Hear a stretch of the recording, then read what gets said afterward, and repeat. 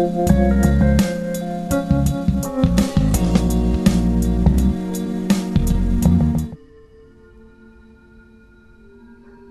this is Oscar and welcome to the first episode of The Ozone.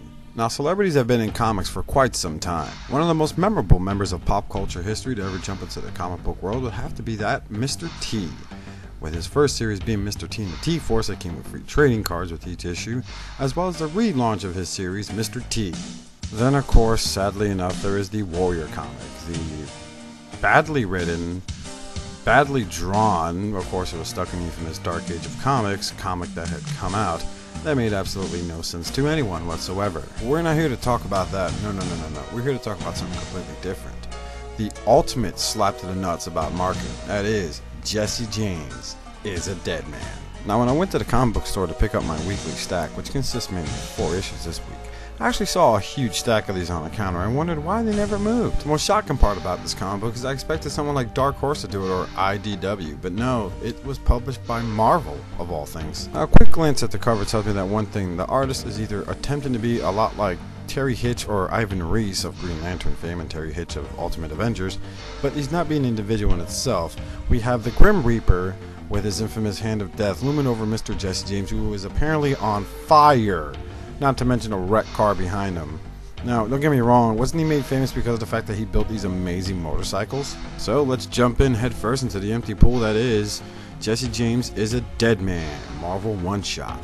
Thank God it's not a number 1. Now, in the first panel of the first page, we're shown Mr. James apparently pushing one of his bikes into his West Coast Choppers logo-ridden garage. And wait, that looks absolutely nothing like the bikes he's been known to build. Why is he writing that? And they were also given the treat of some interior monologue, as if we're supposed to take this comic that seriously. With Mr. James saying, "Should be dead," as he opened his garage. "Doc said to take it easy after this last one." So I guess it's safe to say that Mr. James was apparently in some sort of bicycle accident, as he places down his helmet, whose flame patterns actually matched that of his arm. But that's okay, because right now, he'll settle for something to drink. Oh, and here's a topper. As he's going to go get something to drink, the bottle of wine, because it's not exactly a 40 ounce or a 32 ounce, it's a bottle of wine, has his famous "Pay Up Sucker" logo that he used to say a lot during his West Coast Chopper show or his Monster Garage show. I hate this comic already.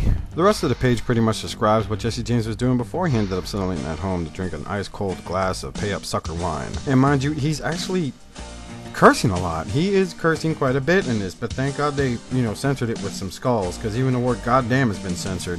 So on our next page, we're shown as Jesse James pretty much wants some peace and quiet, but of course, his version of peace and quiet is apparently ruining the evening for the rest of the neighbors here in this residential area by hauling ass and peeling rubber. Now, as we notice Death watching Jesse James haul ass through an inner city area, which wasn't residential, I stand corrected, I can't help but notice the fact that inner city streets usually, the speed limit usually ranges between like 25 to 30 miles an hour. And not only does Jesse James look like the world's most uncomfortable driver, but he's going well over 100 miles an hour in the hand-drawn speedometer. After the writer seems so fitting to make us blessed with Jesse James' interior monologue, we're now given interior monologue from Death himself for saying such things as, "More than you think, Jesse James. More than you think. Now to see how good you really are." God, Death sounds gay. You know what? The next time Death decides to talk, I'm gonna go ahead and play some nice techno music. You know, that techno music.